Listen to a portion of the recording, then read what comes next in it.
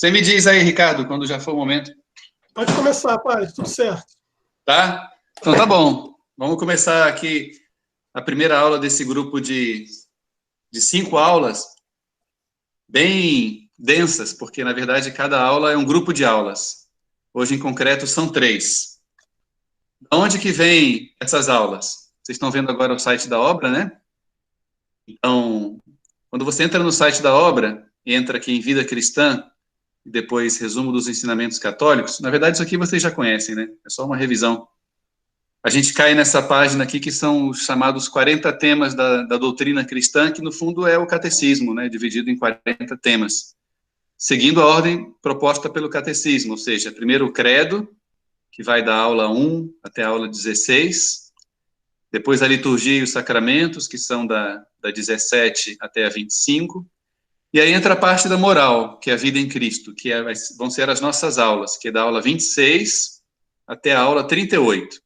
Então, isso dá um total de 13 aulas. Hoje a gente vai ver 3. A 26, a 27 e a 28. E no final tem essas 2 últimas aulas aqui sobre a oração. Seguiram também a estrutura do catecismo.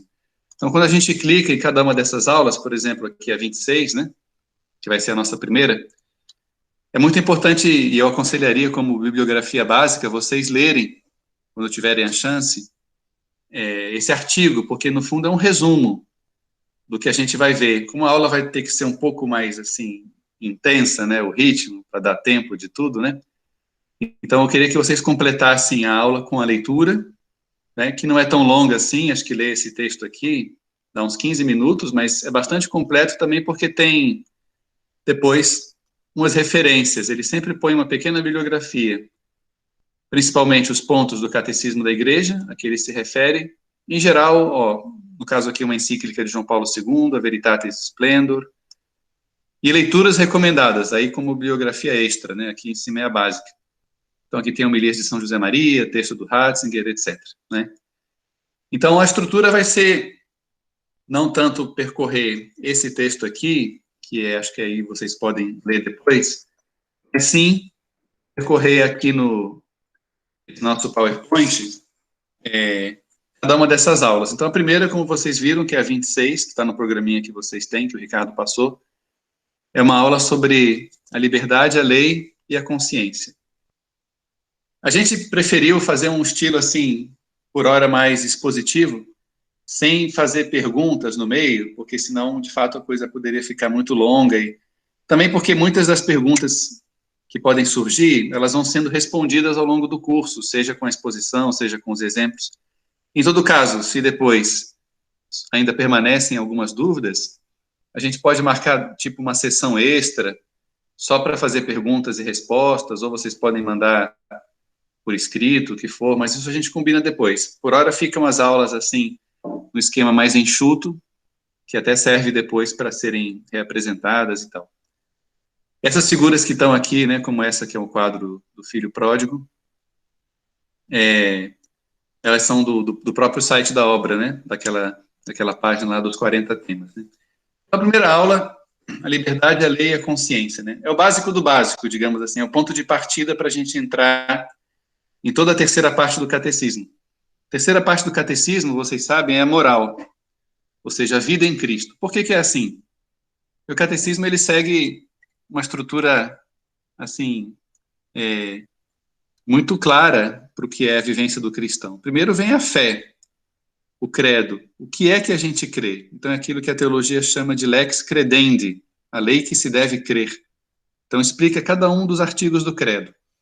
Agora, essa fé que foi revelada por Deus e que a gente crê, que a gente acredita, que a gente professa, a gente também tem que celebrar. Então, lex credendi, lex orandi, né? Aquilo que eu creio, eu celebro. Então, é a liturgia e os sacramentos, é a segunda parte do catecismo. Agora, aquilo que eu creio e celebro, eu também tenho que viver. É lex vivendi. E é a terceira parte do catecismo, que é a vida em Cristo.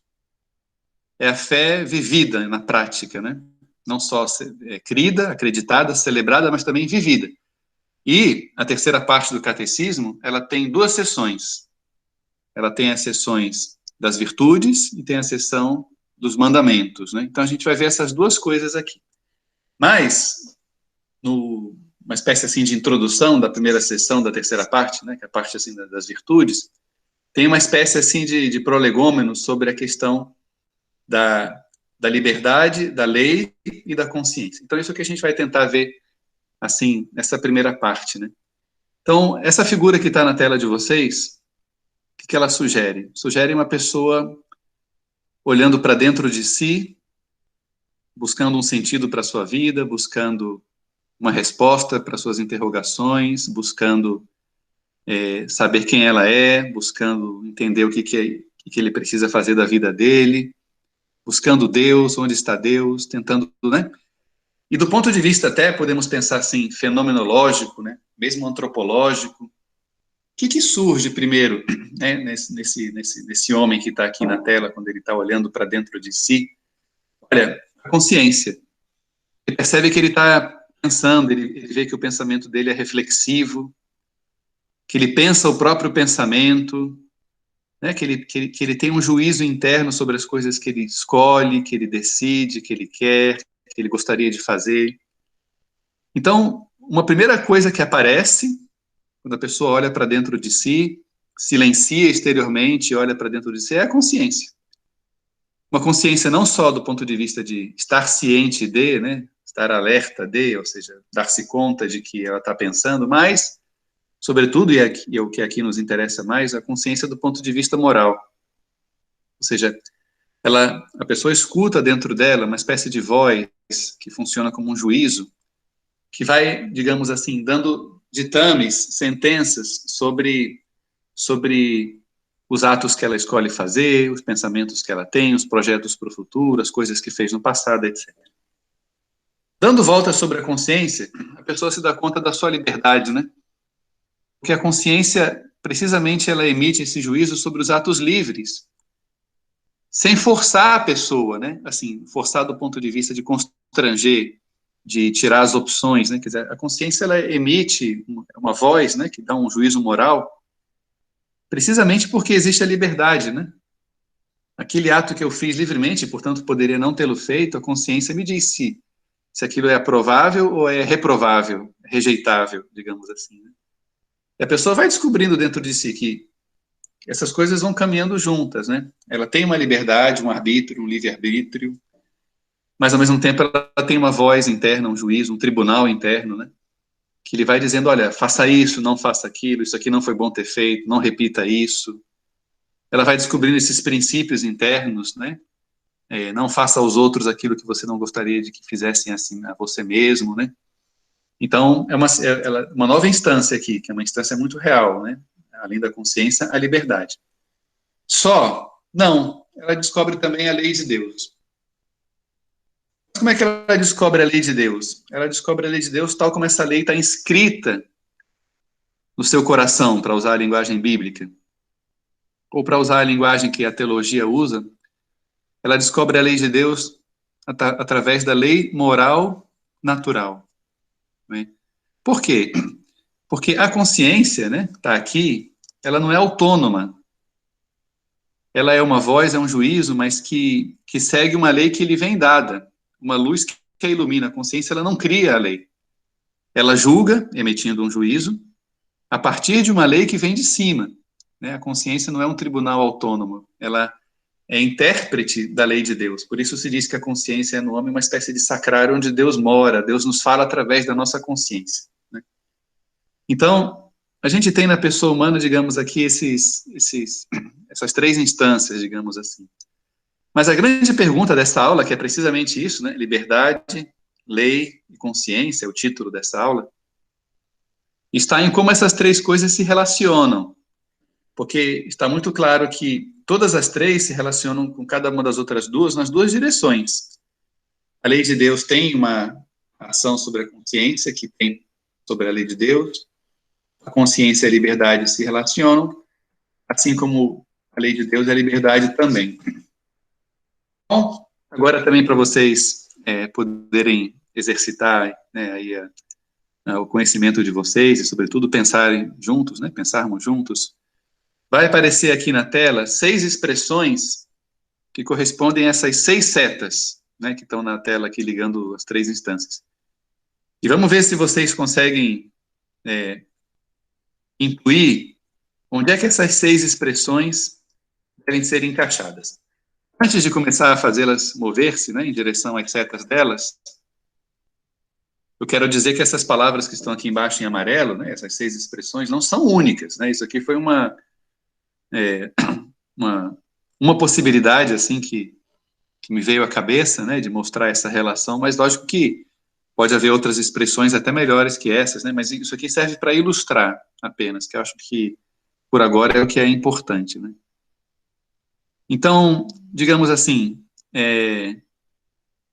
o que, começando por essa primeira seta aqui, né, partindo da lei de Deus, a lei de Deus em direção à consciência. O que a lei de Deus faz com a consciência? Olhando para essas 6 expressões aqui, o que a gente poderia dizer? Depois, quando as 6 estiverem colocadas, já fica mais fácil, né? Mas, olha, a gente pode dizer que a lei de Deus, ela vivifica a consciência. Se vocês lembram que eu falei agora há pouco, que a consciência não é autônoma, que ela precisa de uma luz que lhe sirva de guia, né, e que lhe permita emitir os seus juízos, fica claro que sem a lei, a consciência está morta, né?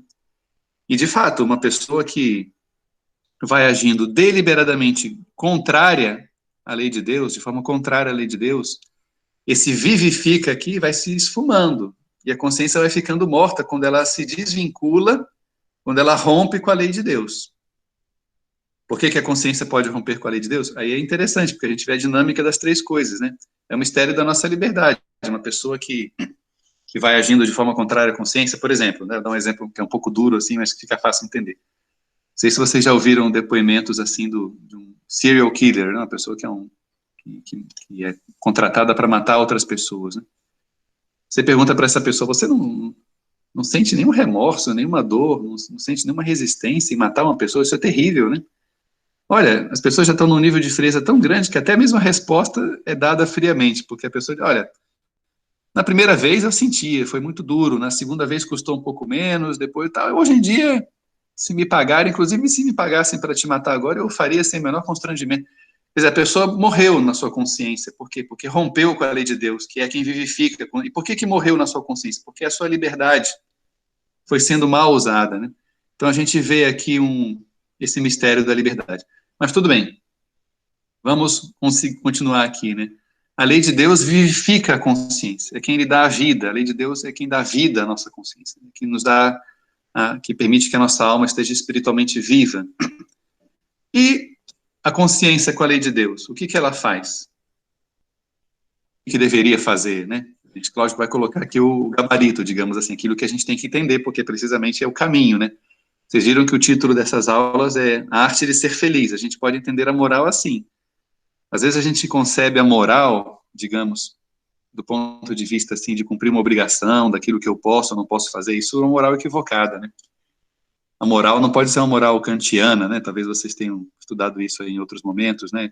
A moral dita da terceira pessoa, daquilo que a lei me permite ou não permite. A moral vista do ponto de vista da moral, assim, seguindo a Santo Tomás de Aquino, por exemplo, e a moral que a Igreja propõe, que o Papa João Paulo II propunha, né, na Veritatis Splendor, a moral da primeira pessoa é a moral que procura responder a pergunta de qual é a vida que vale a pena ser vivida, para eu ser feliz. A moral é uma arte de viver de forma feliz, né, de alcançar a vida eterna, né? Então, lógico, tudo isso aqui que está na tela é o gabarito, digamos assim.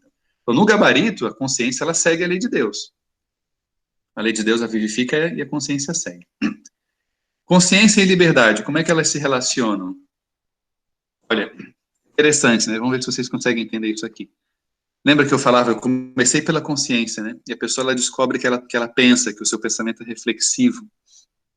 A consciência, ela possibilita a minha liberdade. Por quê? Porque eu posso ser dono dos meus atos, né? Porque eu os escolho no meu íntimo, né? Eu lembro de um professor que uma vez me perguntou assim qual que era a relação entre pensamento e liberdade, né? E eu dei lá uma resposta meio longa e no fundo ele queria uma resposta muito simples. Ele queria que eu simplesmente dissesse assim, que pensar é exercer a liberdade, né? Então aqui isso está expressado com essa expressão, quer dizer, o fato da pessoa ter uma consciência íntima, interior, espiritual, né, onde ela é dona dos seus atos, digamos assim, onde ela é responsável pelos seus atos, né? Isso permite que ela possa agir livremente e de forma consciente, né? De forma, assim, com a consciência viva, né? Ela faz de maneira autodeterminada, né? Seguindo aquilo que também Santo Tomás fala, que liber est causa sui, né? A pessoa livre é causa de si mesma, ela tem, né? Então, se a pessoa não fosse consciente dos seus próprios atos, até basta pensar que se a pessoa faz um ato de forma totalmente inconsciente, porque está dormindo, porque está sob o efeito de medicamentos, o que for, aquele ato não é moralmente imputável, porque não foi propriamente livre, né? Foi um ato reflexo, um ato mecânico, um ato... Na moral se distinguem entre atos humanos e atos do homem, né? Os atos humanos são os atos moralmente livres, imputáveis. Os chamados atos do homem são coisas que acontecem na pessoa, mas que são atos involuntários, né? Do tipo bocejar, ou um ato reflexo, né? De mover o braço quando toca numa coisa quente. Isso não é um ato propriamente consciente e livre, né? O ato que é livre é um ato que surge da minha consciência, né? E, por sua vez, a liberdade bem vivida, sim, ela reforça a consciência. Em que sentido? É uma realimentação positiva. Um ato de virtude, um ato virtuoso livre, forma a minha consciência. Assim como um ato livre pecaminoso, um vício reiterado, vai matando a consciência, né? Vide o exemplo do serial killer. E, por fim, a lei de Deus, ela atrai a liberdade, né? O fim da nossa liberdade é Deus, é amar, é viver a lei de Deus, né? A lei com a qual e para a qual a gente foi feito, né? E a liberdade bem vivida, ela nos conduz à lei de Deus, né? A pessoa... lembra o que Jesus faz no Sermão da Montanha? O Sermão da Montanha vai estar muito presente nas próximas aulas, nos outros dias, quando a gente fala dos mandamentos, né?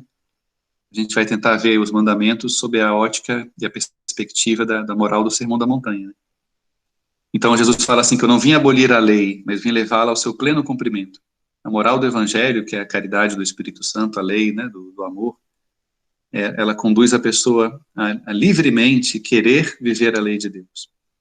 Porque é a vida que vale a pena ser vivida, viver segundo os planos do Criador, né? Então, a gente tem aqui, depois ao longo dessas semanas, né, acho que essas coisas aqui vão reaparecendo.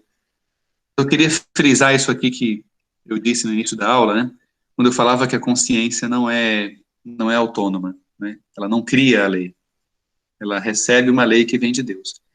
Isso se manifesta nessa expressão que aparece aqui, aqui embaixo, né, que o nosso padre, São José Maria, ele falava isso muitas vezes, né, a gente tem que distinguir entre liberdade das consciências e liberdade de consciência. Uma delas é boa e outra delas é ruim.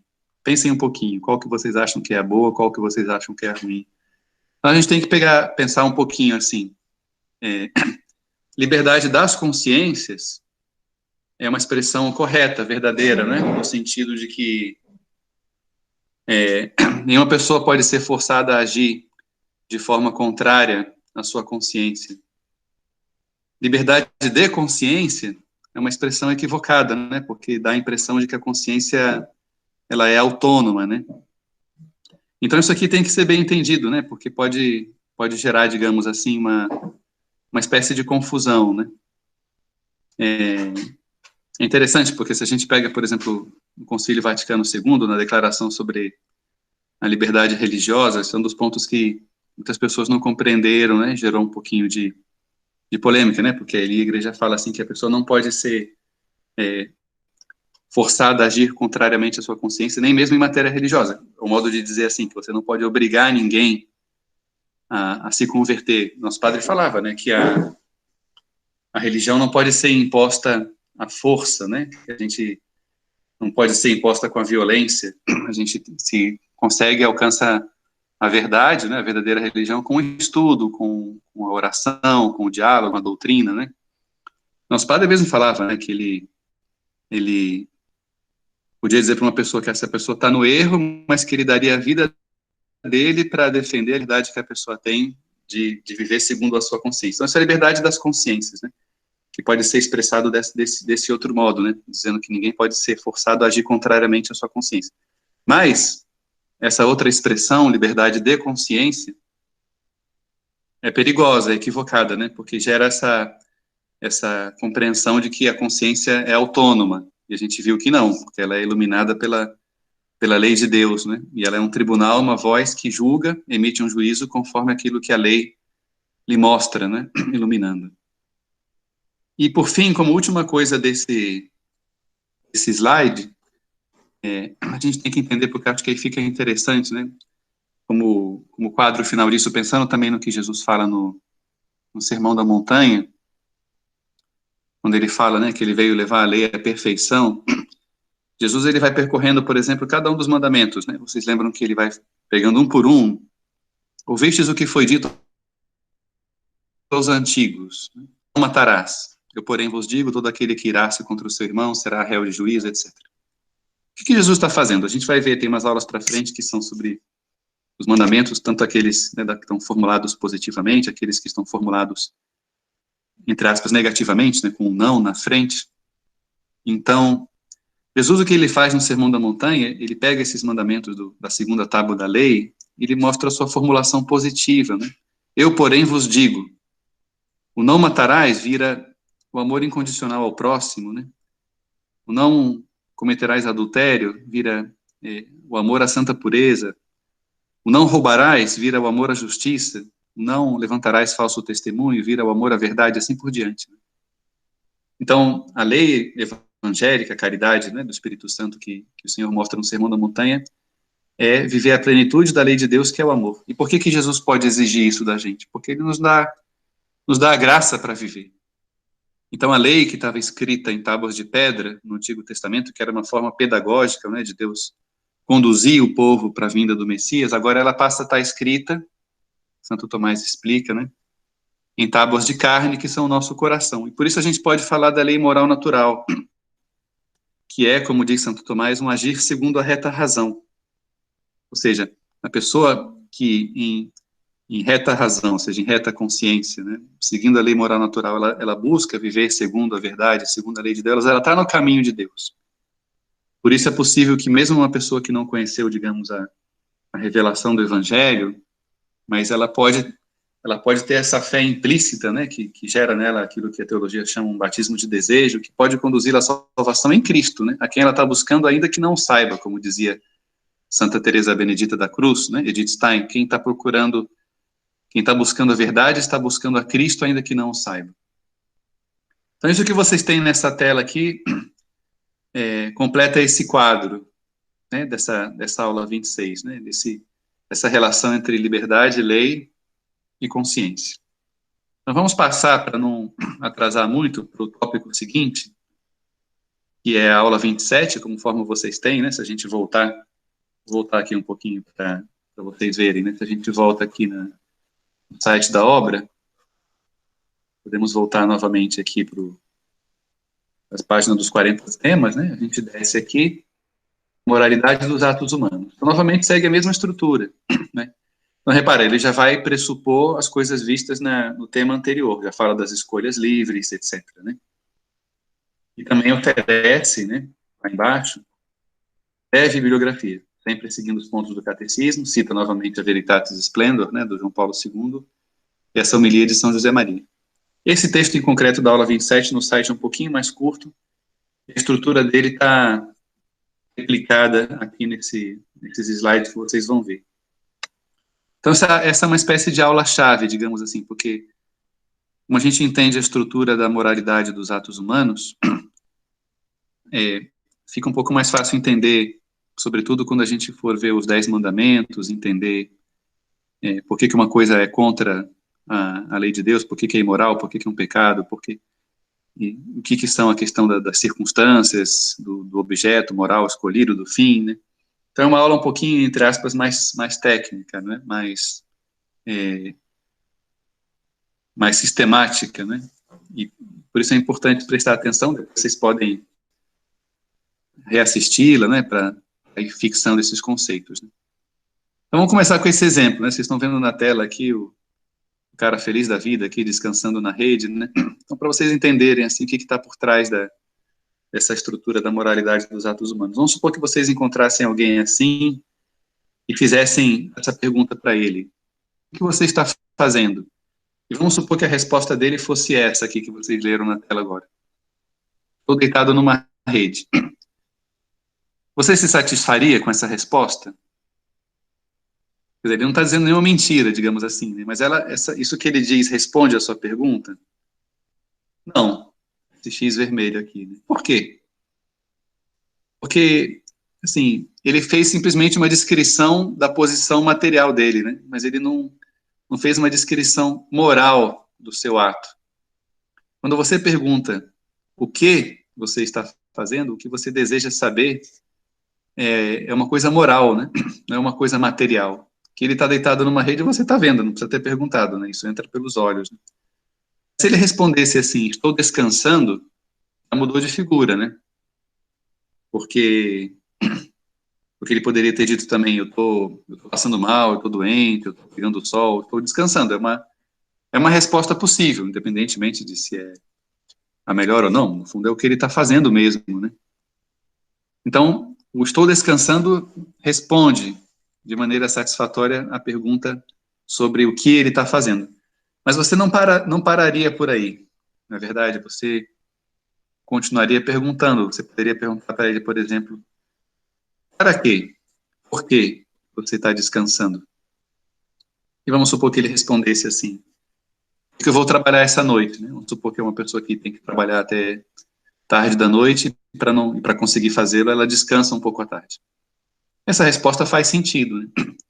Então, olha que coisa interessante. Aqui, quando você vê alguém e você quer descobrir a moralidade do ato dele, você, no fundo, faz duas perguntas sobre o que não pode ser simplesmente uma descrição material, isso seria o objeto material, não objeto moral, vamos ver. E tem a pergunta do para quê, ou do porquê. É uma pergunta sobre o fim, sobre a intenção dele, né? Então, com base nesse exemplo, a gente já pode descrever aquilo que a teologia moral chama de as fontes da moralidade, ou seja, aquilo que constitui o que é um ato humano moral livre, né? A primeira coisa é o objeto moral escolhido, que é aquilo que responde à pergunta o quê? Né? O que você está fazendo? Descansando, né? Repara que não pode ser estou deitado numa rede, porque isso, repito, é simplesmente uma descrição material, né? O objeto moral, ele guarda já uma intencionalidade, ainda que ele não seja o fim geral da ação. Esse fim geral é a intenção, é aquilo que responde à pergunta para quê? Então, a teologia explica que o fim é o primeiro na intenção. Quer dizer, ele tem uma necessidade, ele quer trabalhar essa noite, então ele tem que escolher um meio para que ele seja capaz de trabalhar hoje à noite. Qual é o meio que ele escolhe? Descansar à tarde, para poder ter energias à noite. Então, o fim, na intenção, vem primeiro. Para alcançar esse fim, eu faço uma escolha, mas essa escolha, o objeto moral escolhido, já é uma coisa livre, portanto, tem uma moralidade aqui. Isso que eu estou dizendo é importante porque, por exemplo, na Veritatis Splendor, o Papa João Paulo II condena umas posturas morais, né, que se equivocam sobre esse assunto, né. Depois vai haver exemplos, vai ficar mais fácil. Mas não terminou aqui, porque eu também posso me perguntar outras coisas que dizem respeito às chamadas circunstâncias. Como, onde, né, no caso aqui, numa rede, né. Mas reparem que, em princípio, as circunstâncias, se são apenas tais, ou seja, circunstâncias, elas não modificam a moralidade da ação. Elas podem até agravar algo que já é grave, né, atenuar, mas elas não fazem o ato passar de bom para mal ou vice-versa, né? Se algo está passando de bom para mal, não é só uma circunstância, né? Aí já afeta o fim ou o objeto moral escolhido. Vamos ficar com esse exemplo assim, porque ele vai ser completado por outros, né? Vamos pensar que está acontecendo essa cena aqui na rua, né? A pessoa está ali sentada e vem alguém e está pegando o celular. E justo nessa hora, a dona do celular aqui descobre, né? Pergunta para a pessoa que está tirando o celular, o que você está fazendo? vamos supor, o cara é um ladrão, mas pelo menos é um ladrão sincero, né? Ele diz mesmo, não, estou roubando o celular, né? E se estou roubando o celular, você consegue perceber que já é um objeto moral.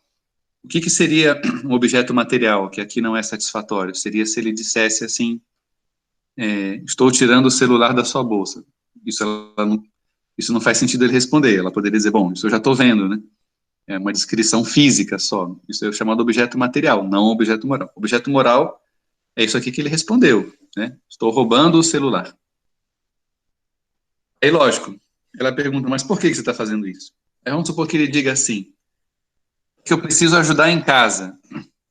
Meio pobre, as crianças estão passando fome, eu não tenho trabalho, eu estou desempregado, então não tem jeito, eu preciso roubar para ajudar lá em casa, não posso chegar em casa sem dinheiro, né?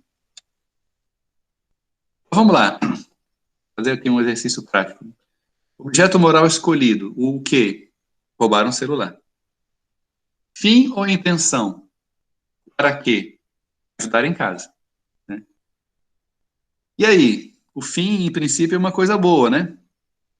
Porque ele quer ajudar em casa, ele quer levar comida lá para sua casa, né? Então a gente pode dizer que, ok, nesse caso, roubar o celular é uma coisa legal.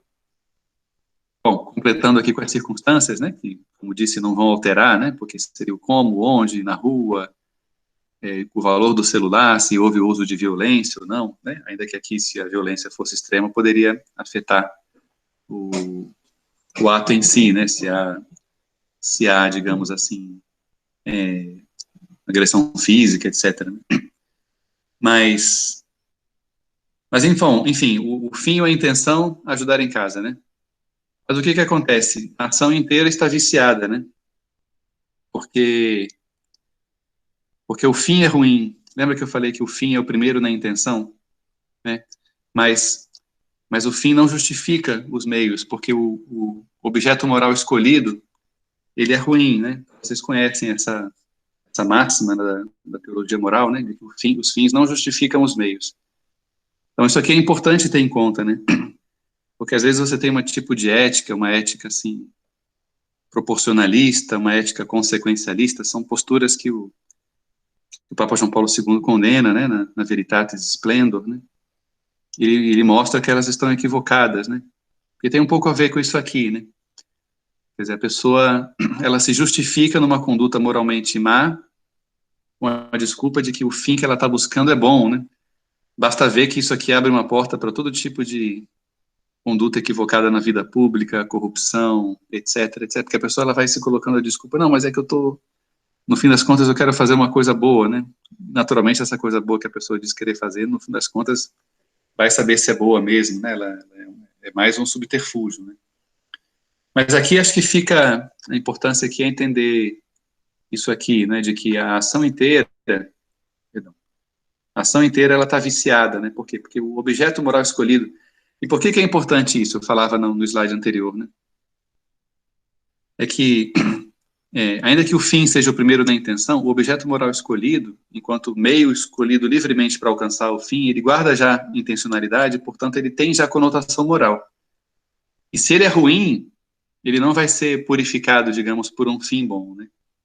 E, então, e depois é importante entender que sempre o objeto moral é um ato livre, né? Eu não posso definir como objeto moral aquilo que é objeto material, digamos assim. Tem pessoas que se equivocam sobre isso quando no fundo dizem que é o objeto moral aquilo que na verdade é o objeto material. Vamos supor assim, por exemplo, uma mulher está tomando anticoncepcional porque ela não quer engravidar, um exemplo assim, né? Então você encontra ela assim tomando, né, um copo de água com um comprimido, né? E você pergunta para ela assim, né? O que você está fazendo? Logicamente que ela não pode dizer estou tomando um comprimido, porque isso é objeto material, né? Ela vai ter que estar dizendo assim, eu estou fazendo anticoncepção, ou tomar o anticoncepcional.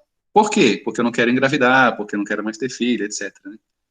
Tem gente que diz assim, não, o que ela está fazendo só ela tá tomando um comprimido, ela tá, digamos assim, ela tá, né, como que tirando o peso daquilo que na verdade deveria ser objeto moral para poder, digamos assim, de algum modo justificar, porque você poderia ficar com uma espécie de fim que seria bom, né? Puxa vida, ela já está com muitos problemas, não é bom que ela tenha um filho agora, ela tá, né, no casamento não está legal, então ela toma um comprimido que por acaso tem um fim ali, mas ela, entende? Você tergiversa, digamos assim, mistura entre o que é objeto moral e o que é objeto material para tentar tornar a ação inteira justificável, né? Então, o que que fica como lição e resumo de tudo isso? De que o objeto moral escolhido, ele sempre tem uma intencionalidade, nunca ele pode se resumir a uma descrição material daquilo que a pessoa está fazendo. Outro exemplo, eu vou passar um pouco mais rápido para ensinar uma outra coisa, né, mas para avançar um pouquinho aqui da aula. Vamos supor que você vê essa cena que apareceu na tela, né? Dá para entender muito bem o que está acontecendo, né? E você pergunta para a pessoa, o que você está fazendo? Ela diz, dando esmola. Tá certo, né? Dar esmola é um objeto moral, um ato livre, né? O que que seria um objeto moral, material, perdão, que não seria satisfatório como resposta? Seria que a pessoa dissesse assim, estou colocando uma moeda na mão deste senhor aqui. Obviamente que isso não faz sentido responder, objeto material, né? Mas aí você pergunta, para quê?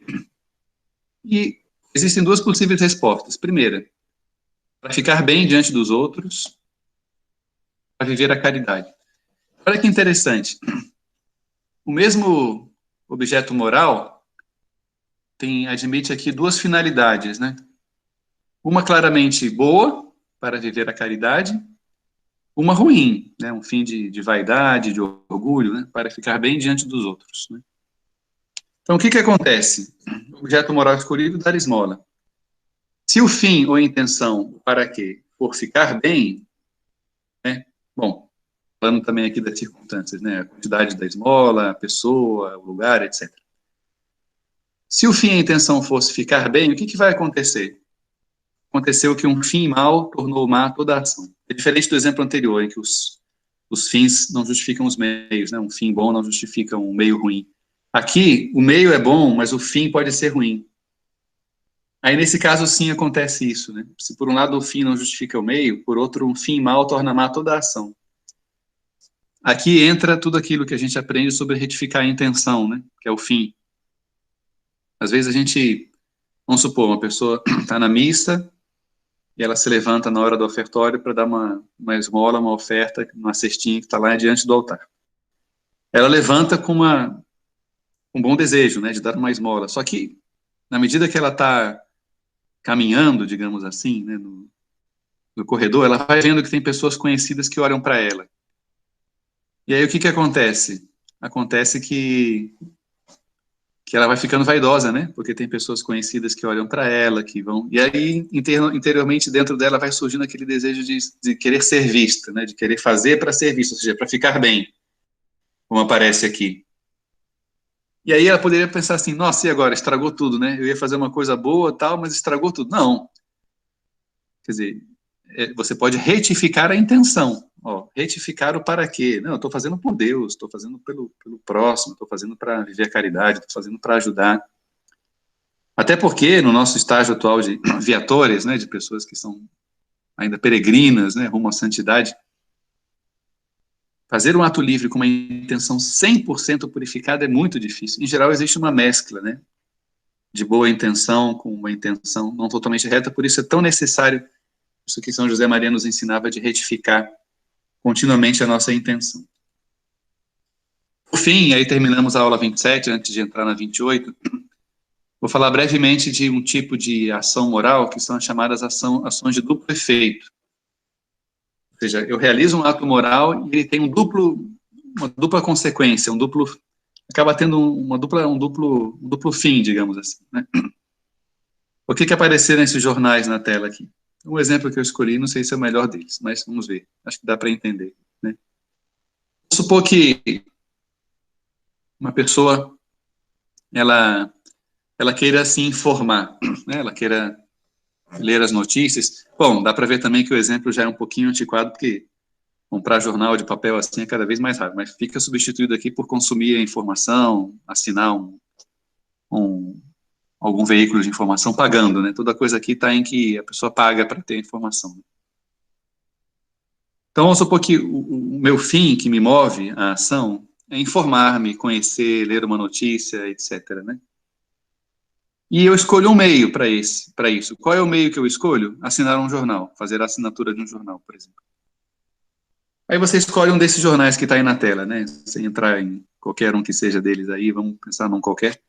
E aí, o que acontece? A pessoa ela se coloca o seguinte problema: nossa, eu tenho, digamos, um fim de me informar, mas aí eu estou pagando para esse jornal aqui. Esse jornal ele tem propagandas ruins, ele apoia causas ruins. Eu estou pagando, né, para eles. Então, será que eu estou cooperando com o mal, né?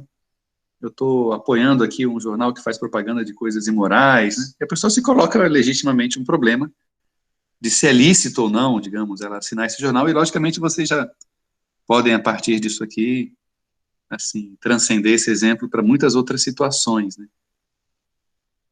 Que são as chamadas ditas situações de cooperação com o mal, né? Então, o que a gente tem que distinguir? É que a cooperação formal com o mal, ela nunca é lícita. A cooperação material pode vir a ser lícita. Então, nos casos das chamadas ações de duplo efeito, como é essa aqui, né? Do exemplo, no caso, eu tenho, digamos, uma ação que é comprar um jornal, que foi o objeto moral escolhido, com o fim de me informar, de me entreter, de me informar, de ler as notícias, mas um fim duplo, né, que veio junto, que é, de algum modo, dando dinheiro para uma empresa que apoia coisas ruins. Né? Quando é que é lícito fazer uma ação de duplo efeito? Então, aqui tem os 4 princípios, né, que a teologia moral ensina. Quando o objeto moral é bom ou ao menos indiferente. No caso aqui é comprar um jornal, né? E, em princípio, ok, né? Quer dizer, o objeto moral em si de comprar um jornal não tem nada de ruim, né? O efeito bom, que é informar-me, ler uma notícia, ter conhecimento, atualizar-me, não pode ser consequência do efeito mal. O efeito mal aqui seria o eventual patrocínio, né, que eu estou dando aqui para um jornal que defende coisas ruins, né? Quer dizer, o efeito bom de ter a notícia não pode vir às custas, né, de eu estar, de algum modo, financiando, né, a causa ruim do jornal aqui, né.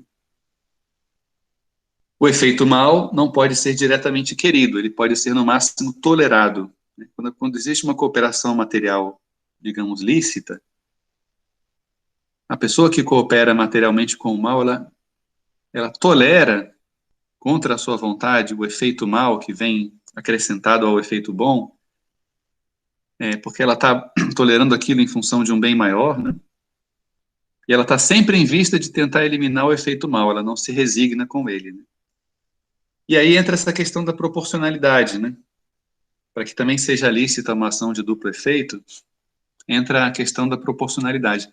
Então, nesse exemplo do jornal é interessante, né? Porque acho que ajuda também a definir que, digamos, fazer uma assinatura de um jornal desse provavelmente não tem nenhum problema moral. Por quê? Porque é um assinante singular, né? A assinatura que ele paga, ou o exemplar do jornal avulso que ele compra, não faz nenhuma diferença, né, para efeitos assim. É diferente, por exemplo, se você tem uma empresa e você quer anunciar, fazer propaganda da sua empresa, fazê-la conhecida, e você compra a publicidade de uma página inteira do jornal, pagando lá 500 mil reais, 1 milhão de reais, para anunciar a tua empresa nesse jornal, porque ele é de grande difusão e você vai ser conhecido. Aí você está patrocinando, quer dizer, aí a proporcionalidade acho que não justifica, né? Você aí realmente está dando um dinheiro que financia, digamos assim. Agora, o leitor assim avulso, né, em princípio, entra numa proporcionalidade pelo bem que ele pode ter também de acompanhar e de conhecer, né, o que está sendo dito aqui, que justifica que essa ação de duplo efeito possa ser considerada lícita, tá bom? Então, já a essa altura, tanto da 26 quanto da 27, é possível que vocês vão tendo já muitas perguntas, né? Então, talvez essas perguntas que vocês vão tendo, vão fazendo pequenas anotações, para que depois, quando a gente marcar aí um dia só para perguntas e respostas, ou vocês quererem também enviar por escrito, o que for, irem atrás, vocês já tem a coisa para não esquecer, né, da dúvida que surgiu. Agora a gente entra na última parte, que é a graça e as virtudes, é a 28, né? Então, sempre seguindo, avançando aqui no nosso roteiro, né? Não vou voltar lá no site da obra, porque vocês já sabem onde está, né? Então, o que acontece aqui, né? Então, a gente tem que pensar assim, para falar da graça e das virtudes, a gente tem que pensar como Deus criou o homem antes do pecado original, né? A fé da igreja ensina que a criação do homem, ela veio junto com aquilo que a teologia chama de elevação ao estado sobrenatural. Ou seja, Deus criou o homem, capax Dei, capaz de Deus, né? Feito à sua imagem e semelhança, com inteligência, vontade, liberdade, fez o homem pessoa livre, capaz de se relacionar, de dialogar, de conversar com Deus, né? Fez a nossa alma humana, nosso princípio de vida de natureza espiritual, capaz de abrigar o Espírito de Deus, né? E infundiu nessa alma espiritual a graça e nos elevou à participação da vida divina. Então, isso era Adão e Eva no paraíso antes do pecado original. Tinham os dons préternaturais também, que eram dons que excediam aquilo que é próprio da nossa natureza, né? A possibilidade de não morrer, a ciência infusa, etc., né? Mas tinha a plenitude da graça também, né? Quer dizer, era impressionante a comunhão que os nossos primeiros pais eles tinham com Deus no Jardim do Éden. Diz o texto sagrado que Deus passeava no meio do Jardim do Éden, a hora da brisa da tarde, o homem estava ali vivendo com Deus, né? Aí veio o pecado original. O pecado original foi uma coisa terrível, né? Porque o homem deliberadamente se voltou contra Deus, desconfiou de Deus, desobedeceu a Deus, rejeitou a Deus, não quis Deus, né? E o que aconteceu com o pecado original? Deus, primeiramente, ele expulsou o homem da sua alma, perdeu a graça santificante, perdeu o estado de graça habitual, o estado de graça, né? E não só perdeu a vida sobrenatural, como a própria vida natural ficou ferida. A gente sabe que a gente recebe, herdada, uma natureza ferida, sem a graça e com a natureza ferida. Quando a gente é batizado, o pecado original com o qual nós nascemos, né, que em nós é um pecado contraído, ainda que não cometido. Em Adão e Eva, o pecado original é cometido.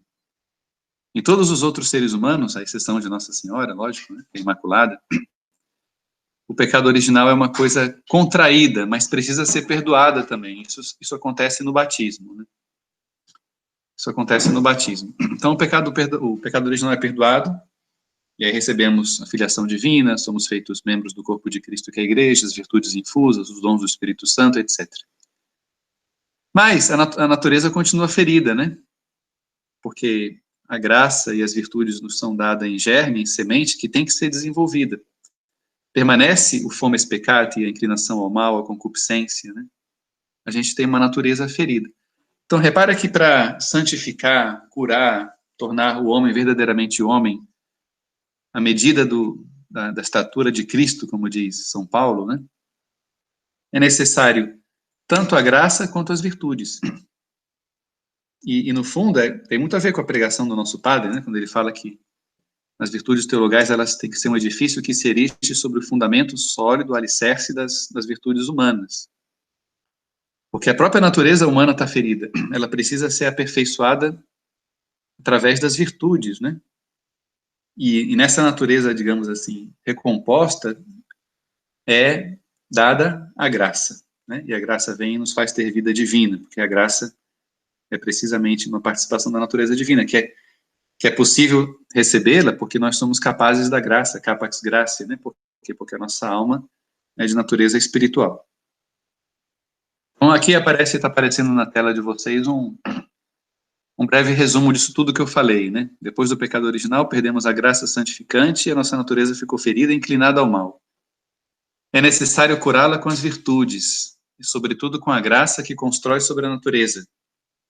Essa aqui é um princípio básico também da antropologia teológica, né? Deus conta com a nossa liberdade. A graça, ela constrói sobre a natureza. que isso significa? Exatamente a imagem do edifício, né? As virtudes teologais, elas têm que se erigir sobre o alicerce das virtudes humanas. Então, muitas vezes, um problema de falta de fé, no fundo, é um problema de falta de virtudes humanas, né? Um problema, assim, de falta de caridade, é um problema de falta de fortaleza, de generosidade. A falta de fé, no fundo, é uma falta de humildade, e assim por diante. Muito bem. Então, assim, nesse quadro, outra coisa importante ter em conta. Primeiro, do ponto de vista das virtudes, depois, do ponto de vista da graça.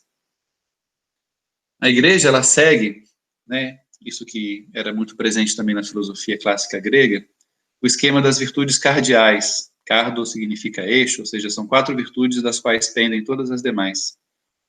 É interessante porque isso se adapta muito bem à estrutura interior do ser humano, né, da pessoa humana, enquanto ser racional, que tem inteligência, vontade e afetos, né, sensibilidade.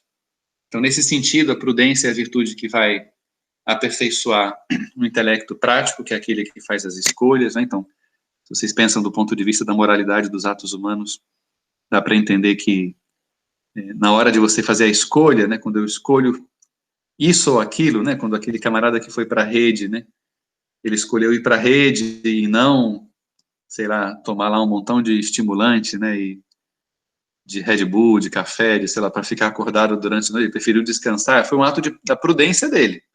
Se é melhor ou pior, é outra questão, mas a prudência que governou, digamos, o intelecto prático, né. Depois, a justiça, né, a justiça, que é a virtude que aperfeiçoa a vontade. Santo Tomás fala que aonde a ferida do pecado original deixou mais marcas, precisamente é na vontade, né. Então, a gente vê a importância da virtude da justiça, que, no contexto da Sagrada Escritura, no fundo, equivale à pessoa que é agradável a Deus, né, que é santa, no fundo, né. Depois, a virtude da fortaleza, que aperfeiçoa o apetite irascível, e a virtude da temperança, que aperfeiçoa o apetite concupiscível. Então, é interessante que você vê aqui inteligência, vontade e afetividade, né, sensibilidade, representados aqui pelo apetite irascível, tudo aquilo que diz respeito à relação da pessoa do ponto de vista com as paixões, enquanto agressividade, conquista, coragem, né, vencer o medo, etc. E a temperança, o apetite concupiscível, tudo que diz respeito ali a lidar com o prazer, né, a busca da satisfação, né.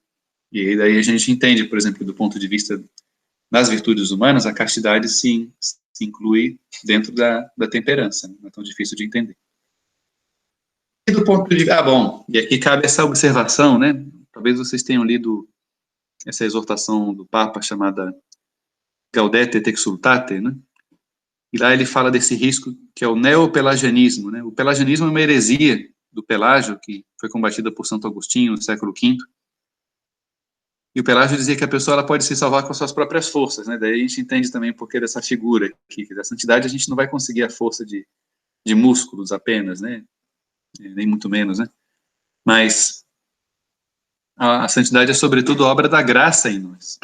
Então, quando a gente fala das virtudes, tem um risco, né, da gente cair numa espécie de voluntarismo, ativismo, e achar que, bom, então eu vou adquirir virtudes, eu vou fazer por onde, eu vou atrás, eu vou, como se a santidade fosse uma espécie, assim, de academia, né, academia da alma.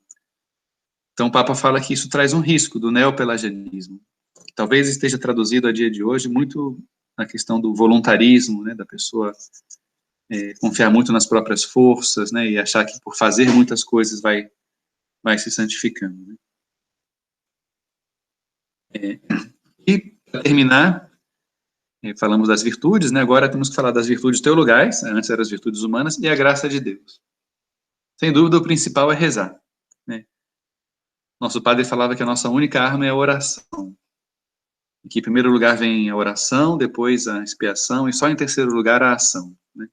Então, a primazia está nisso aqui, na vida teologal, fé, esperança e caridade, que nos permitem amar a Deus de todo o nosso coração, com toda a nossa alma, com todas as nossas forças. É lógico, repito, né, foi necessário ver as virtudes humanas antes, porque elas são a base. A graça constrói sobre a natureza. Mas o que importa, no fim das contas, é viver a vida do Espírito, a vida teologal, a vida de comunhão com Deus. É uma antecipação do céu. Quando no batismo a gente recebeu as virtudes infusas, a gente recebe uma antecipação, um começo da vida eterna. Então, o que é importante saber sobre a graça? Então, citando partes aqui do texto do próprio catecismo, né? Que a graça é um dom gratuito que Deus nos concede da sua própria vida, é uma participação da vida divina. Quando Jesus fala que nós somos ramos enxertados na videira, é isso aqui, né? O ramo, sem mim nada podeis fazer. O ramo fora da videira seca e morre, não dá fruto, né? Quando ele é enxertado na videira, ele recebe a própria seiva que vem da árvore e vive a própria vida da árvore, e dá o fruto que é o fruto da própria árvore. Então a graça é uma participação da vida divina. O que nos faz ter uma vida nova, né? Aquilo que foi perdido pelos nossos pais no pecado original, é recuperado no batismo ou quando a gente se confessa depois de um pecado mortal, né? Uma vida que vai além da natureza, uma vida sobrenatural, né? É a vida de Cristo em nós, pela qual nós somos constituídos filhos de Deus. Depois, a graça introduz-nos na intimidade da vida trinitária, ou seja, uma pessoa que está em estado de graça, ela tem a inabitação da Trindade dentro dela, né? O Espírito Santo habita nela, ele que é a graça incriada, né? Habita através da graça criada na alma da pessoa, e por isso São Paulo pode dizer que o ser humano é então corpo, alma e espírito. Não significa que o espírito seja uma terceira realidade, né? O próprio catecismo fala que a pessoa humana é corpo e alma, né? Mas a alma humana, enquanto de natureza espiritual, ela pode hospedar o Espírito de Deus, que se faz espírito do homem, né? E nesse sentido se pode dizer que a pessoa então é corpo, alma e espírito, né?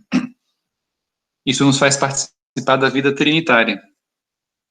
Nosso padre ensinou a gente na oração a tratar as três pessoas divinas, né? Então a gente tem que ter essa consciência, né, de que a graça é uma coisa muito séria, né? Estar em graça ou não estar em graça faz toda a diferença, no fundo é a única coisa importante, né? Porque é uma antecipação do céu. Depois, a gente pode falar da graça como graça de Cristo e graça do Espírito Santo. É graça de Cristo, por quê? Porque o Senhor é o nosso Redentor, foi Ele quem na cruz nos mereceu a graça da redenção, e foi Ele que nos conseguiu do Pai o perdão, e, portanto, todas as graças nos vêm por aquele que é o único mediador entre Deus e os homens, Jesus Cristo. E como é que nos vem? Porque Ele nos envia o seu Espírito de junto do Pai. Por isso a vida trinitária, essa vida trinitária, é ir ao Pai pelo Filho no Espírito Santo, a gente vê, né? Ir ao Pai pelo Filho no Espírito Santo. É a graça de Cristo, mas que nos é dada porque Ele envia o seu Espírito, nos faz, por exemplo, nos sacramentos, né? Vocês já repararam que nos sacramentos do sacerdote, muitas vezes tem no rito próprio, impor as mãos, né? Basta ver o sacramento próprio que refere ao Espírito Santo, a confirmação crisma, né? Receber a plenitude do dom do Espírito Santo. Aí o bispo, né, sucessor dos apóstolos, impõe as mãos no crismando e ele recebe o dom do Espírito Santo. Então o Espírito Santo, que é o Espírito de Cristo, o Espírito do Pai e do Filho, habita em nós. Por isso a graça é a graça de Cristo e a graça do Espírito Santo. O Espírito Santo é a graça incriada, né? E a graça em nós é a chamada graça criada. Tá bom? Vamos terminar aqui, essa aula aqui, Pessoa e Sociedade, já seria a 29, que fica para o próximo dia, né? Com isso aqui a gente terminou a 26, a 27, a 28. E acho que é isso, né? Podemos parar por aqui, Ricardo? Com certeza, tá ótimo. Podemos parar, a gente... do tempo aqui, mas deu para fazer aí 1 hora, né? Mais ou menos. Com certeza, com certeza. Eu coloquei no chat, coloquei o link, né? O endereço do portal lá da obra, para quem quiser. Ah, legal. Tá bom? Tá bom. Muito bom. Então, vou encerrar aqui a Valeu. gravação, gente. Obrigado. Um abração. Boa noite para vocês.